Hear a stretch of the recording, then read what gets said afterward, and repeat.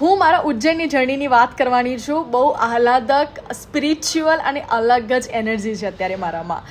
ગઈકાલે હું ઉજ્જૈન ગઈ હતી, 12 વાગે હું પહોંચી અને 2 વાગ્યાથી મારે લાઇનમાં લાગવાનું હતું. તો બસ ફટાફટ હોટલમાં ગયા, ફ્રેશ થયા, તૈયાર થઈને નીકળી ગયા ઉજ્જૈન માટે. મહાકાલેશ્વરની મંદિરની વાત કરીએ, મહાકાલેશ્વર આપણા જ્યોતિર્લિંગની વાત કરીએ તો ખાલી એક જ એવું જ્યોતિર્લિંગ છે જેનો જે ફેસ છે દક્ષિણ દિશાની સાઈડ છે. જ્યારે હું કારમાં જતી હતી ત્યારે ઘણું બધું ઓલરેડી રિસર્ચ કરી લીધું હતું, કારણ કે મને ખબર તો હોવી જોઈએ કે હું જે જગ્યા પર જઈ છું એનું મહત્વ શું છે, કેમ છે, એની પૌરાણિક કથા શું છે.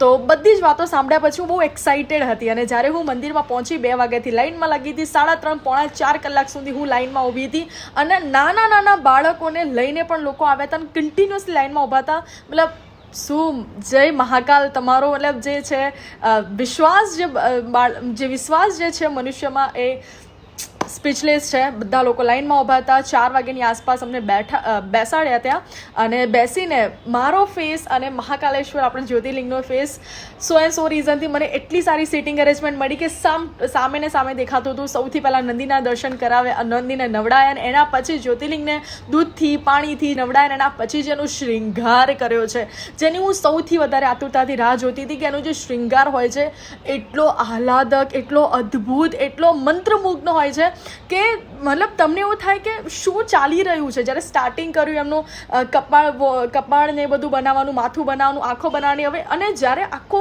શૃંગાર ત્યારે પતી ગયો ને ત્યારે મને એવું લાગતું હતું અને મારા જેવા જેટલા પણ લોકો અમે અહીંયા બેઠા હતા બધાને એવું લાગતું હતું કે સાક્ષાત કોઈ માણસ, સાક્ષાત ભગવાન સામે ઊભ્યા છે. અને આ ફિલિંગ જેન્યુઅલી મેં ફીલ કરી છે અને મારા જોડે જેટલા પણ લોકો બેઠા હતા બધા લોકોને આ ફિલિંગ થતી હતી. એની પછી જે હું વાત કરું, ગૂઝબમ્સ આવી જશે. ભસ્મ આરતી, જેના માટે લોકો મતલબ દૂર દૂરથી લાઇનમાં લાગે છે. 100 રીઝનથી ગર્લને ભસ્મ આરતી ના જોઈ શકે, કારણ કે એ વખતે શિવજી જે હોય છે નિરાકાર સ્વરૂપમાં હોય છે. એટલે જેટલી પણ ગર્લ્સ જો કદાચ જવા માગતી હોય તો એમને પોતાનો દુપટ્ટો આગળ રાખવાનો હોય છે, આંખો બંધ કરી દેવાનો છે, ભસ્મ આરતી કરીને એના પછી આરતી ચાલુ કરી જે આરતી હોય છે.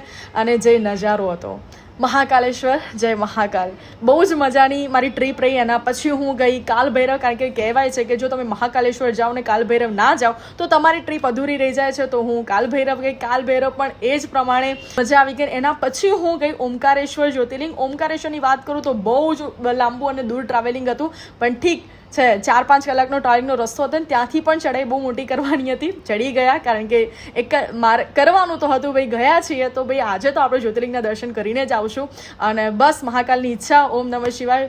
બહુ જ મજા આવી. ઉજ્જૈન કહેવાય છે ને કે ભગવાન, તમે બિલીવ નહીં કરો, જ્યારે અમે ડિસાઇડ કર્યું કે અમારે ઉજ્જૈન જવાનું છે, વિધિન 2 or 3 ડેઝમાં બધું સડનલી થઈ ગયું, બુકિંગ થઈ ગયું, આ થઈ ગયું, તે થઈ ગયું. એટલે કહેવાય છે ને કે ભાઈ મહાકાલનો બોલાવો અમને તો મળી ગયો. હોપ સો તમને પણ જલ્દી મળે અને જેવું એક્સપિરિયન્સ મેં પણ કર્યો છે તમે બધા એક્સપિરિયન્સ કરો. અને જો કદાચ તમે ઉજ્જૈન ગયા છો તો શું તમને પણ આ સેમ એક્સપિરિયન્સ થયો છે જે મને થયો છે, જલ્દીથી તમારા મને કમેન્ટ શેર કરજો.